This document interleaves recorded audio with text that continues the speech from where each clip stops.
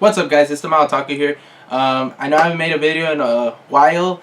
You know, I've been meaning to do that Dragon Ball Z Super Episode 6 review. But listen here. There are 3 things that have been preventing me from making a video.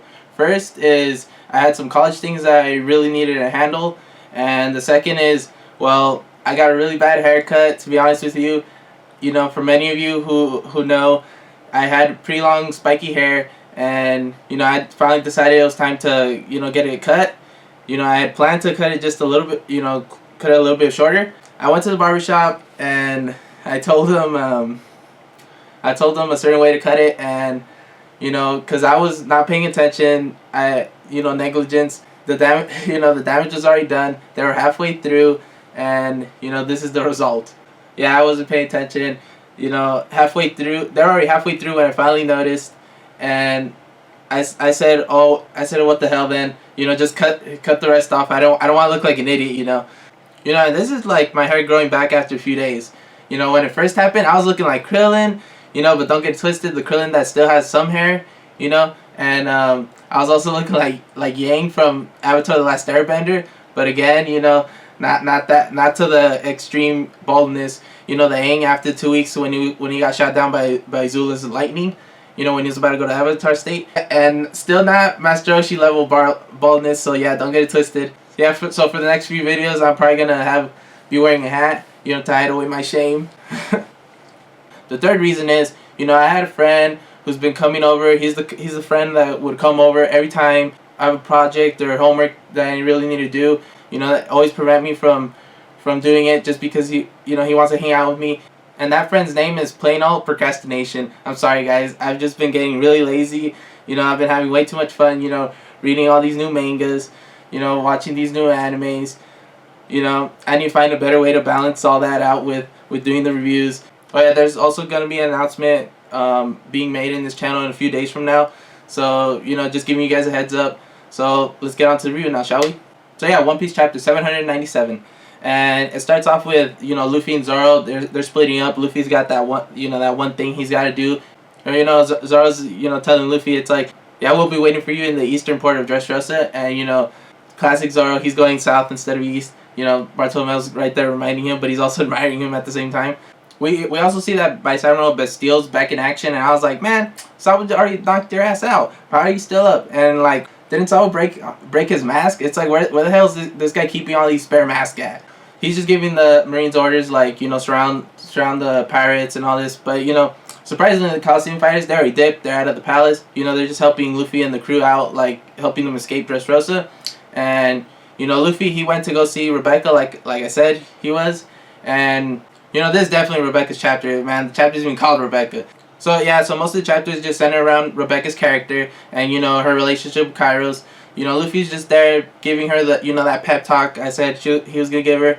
Luffy just took Rebecca, and they're heading to go see Kairos, and classic Rebecca's still crying, you know, same deal. You know, I thought it was pretty funny, though, that, like, you know, everyone in Dressrosa, even though the people who were just, like, kissing Luffy's ass for saving them from Doflamingo, you know, they're already complaining, like, oh, yeah, we should have never trust pirates, all this stuff, man, just because Luffy took off with Rebecca. But, like, even though Rebecca's supposed to be the princess, like, come on, like, at least have some faith in Luffy. You know, he just saved you guys. You know, Luffy, main shonen protagonist style, you know, kidnaps the princess, takes off with her. You know, he takes her to her daddy, Kairos. You know, Kairos was about to dip, get out of his house, and, like, I'm pretty sure try to, like, leave, go out somewhere in Dressrosa, just leave, never come back. But, you know, unexpectedly, Luffy comes. You know, like I said, I don't really care about Rebecca's character at this point. So, yeah, Rebecca, you know, her and Kairos, you know, they have a heart-to-heart. You know, Luffy, he just helped reconcile this, you know, their relationship. And we also find out that Rebecca, before she left, asked Viola to become the princess. Yeah, like I said, you know, poor Sanji. Sanji never gets the girl, so yeah, that kind of sucks, but still. You know, for me personally, you know, one of the biggest highlights of this chapter wasn't even nothing like from the Rebecca Kairos situation. It was Gats, man, the Coliseum announcer. It was really funny how, like, when everyone heard that rumor Luffy kidnapped the princess, you know, everyone's two-faced. Everyone just, like, double crosses Luffy and everything he did for them. They just forgot, basically.